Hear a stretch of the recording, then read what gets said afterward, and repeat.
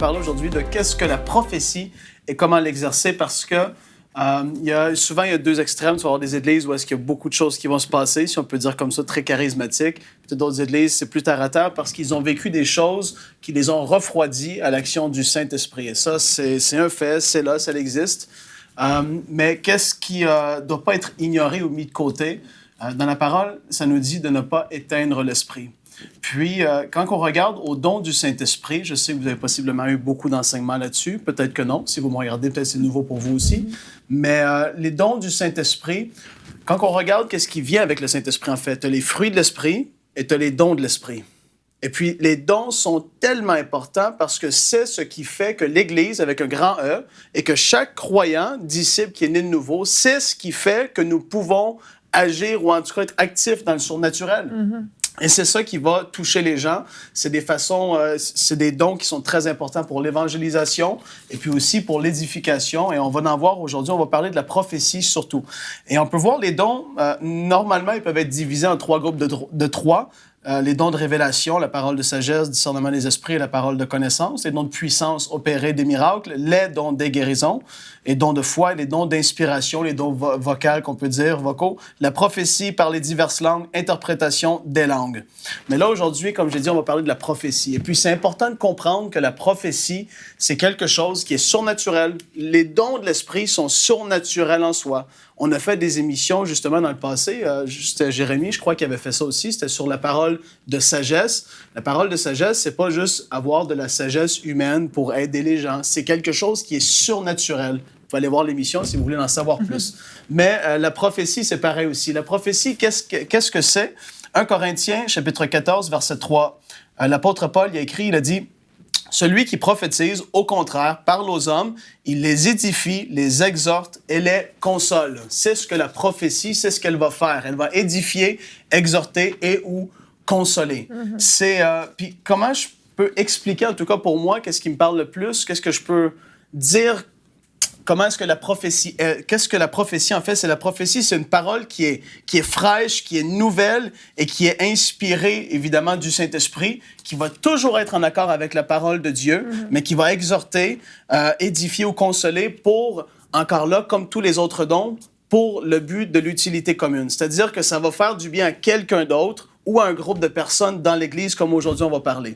Et puis, je trouve que c'est malheureux parce que, comme je l'ai dit, il y a des églises qui ont vécu parfois des excès, des temps qui étaient, en tout cas, des choses qui n'étaient pas agréables à vivre. Et à cause de cela, ils ont dit non, c'est fini, on prophétise plus, on met les dons de l'esprit de côté, ou en tout cas, on va plus trop enseigner là-dessus. Et les gens passent à côté de des richesses. C'est tellement important de marcher dans les dons de l'esprit, je veux le rappeler. Et puis aussi pour l'Église, parce que l'apôtre Paul écrivait aux gens de Corinthe, et c'était une Église, justement, qui était même, on peut le voir selon les commentaires bibliques, les théologiens, c'était une Église qui était assez immature dans le Seigneur, mais pourtant, les dons se manifestaient. Donc, on n'a pas besoin d'avoir 25 ans dans le Seigneur avant de manifester des dons. Ça, c'est faux. Le Saint-Esprit veut agir au travers de nous, et il veut le faire à partir d'aujourd'hui, si on peut juste se dire, je m'ouvre à toi et je veux maintenant vivre ces choses avec toi, en fait. La prophétie, qu'est-ce que c'est?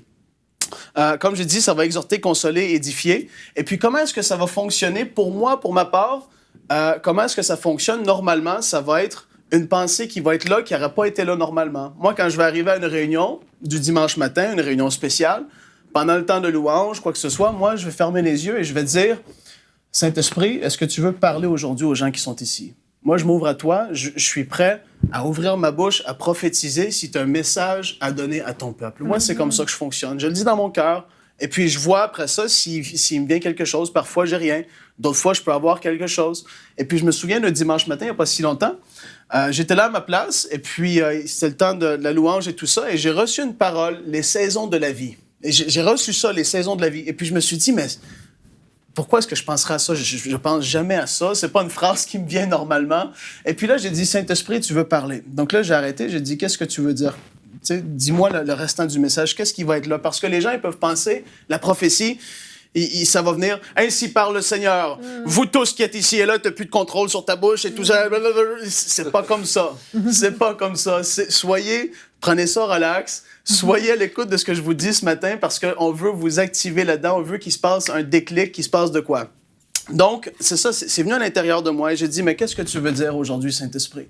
Et puis là, la parole a continué parce que tu fermes tes yeux et tu deviens attentif. Ça, c'est quelque chose qu'on doit apprendre à faire pour fonctionner dans la prophétie. On doit apprendre à écouter. On est habitué de demander, mais là, tu fermes tes yeux et tu écoutes et tu dis, qu'est-ce que tu veux dire aujourd'hui à ton peuple? Puis là, après ça, le message va être là, ça va se dérouler. Une fois que tu reçois le message, parfois, c'est pas forcément long. Des fois, ça peut être plus long que d'autres. D'autres fois, tu vas sentir plus une urgence de le donner. Moi, je me souviens des fois ici, même à des réunions de prière ici en 5 mois ou dans mon église, t'es rendu que tu trembles quasiment parce que tu la retiens, en fait. Elle est là, et le Saint-Esprit a un message à communiquer, et comme j'ai dit, ça sera pas un verset de la Bible, forcément, parce que ça, la Bible est déjà écrite, elle est déjà révélée. C'est pas ça de prophétiser, d'ouvrir et de dire « car Dieu a tant aimé le monde ». C'est pas ça. C'est quelque chose de frais, qui est en accord avec la parole de Dieu, mais pour, des fois, apporter une direction à l'Église, parfois apporter, confirmer le message du prédicateur, parfois apporter une exhortation à quelqu'un qui vit un temps difficile. On ne sait pas qu'est-ce que les gens dans l'Église peuvent vivre, mais le Saint-Esprit le sait. Et lorsqu'il y a un message qui est donné de sa part, de quelqu'un, entre guillemets, parce que souvent les personnes vont penser que c'est les hommes de Dieu, c'est des prophètes, ça aussi c'est pas vrai, c'est pour tout le monde. Et lorsque quelqu'un ouvre la bouche et commence à prophétiser, les gens vont dire « Wow! Il connaît pas ma situation, mais il a parlé de la part de Dieu, et là, ça me concerne. C'est comme s'il connaît ma situation. C'est ça, c'est surnaturel en soi. » Donc là, le message est là, et là, on fait juste la regarder, on dit, est-ce que c'est en accord avec la parole de Dieu? La prophétie ne va pas condamner, elle ne va pas dire, tu vaux rien ici ou ça, elle va exhorter, comme j'ai dit, tu fais juste passer sur la parole que tu as reçue pour voir si c'est en accord avec la parole de Dieu, et si ce l'est, tu ouvres la bouche et tu livres ce que tu as reçu, et puis là, après ça, c'est entre les mains de Dieu. Le Saint-Esprit va se manifester, puis ça va se passer comme ça. Comme j'ai dit, il y a des grandes églises parfois qui ont mis ça de côté parce que ça peut être difficile à gérer, mais je sais qu'il y en a qui le font quand même. J'écoutais un live récemment d'une église, il était plus de 1000 personnes, il y a eu un message en langue qui a été donné avec l'interprétation. J'étais en direct chez moi, dans mon salon, j'ai entendu le message et il laisse ces choses-là se passer, se manifester parce qu'il croit que ça doit faire partie de l'Église locale. Et puis, je le crois aussi personnellement, on prophétise dans mon Église locale et c'est important. Ça fait partie des dons de l'Esprit, ça doit se manifester parce qu'il y a vraiment un but derrière. Et puis, je veux vous encourager aujourd'hui à vous ouvrir à ça. J'aurais envie de parler encore plus, oui, mais là, mon temps est fini. Et là, j'arrête, Evelyne, parce que mon temps est écoulé. Mais la prophétie, voilà comment l'exercer. On reçoit un message, on va l'examiner, on le donne, et ça l'édifie, exhorte, console. Retrouvez la suite de ce programme dans l'émission Bonjour chez vous sur EMCI TV.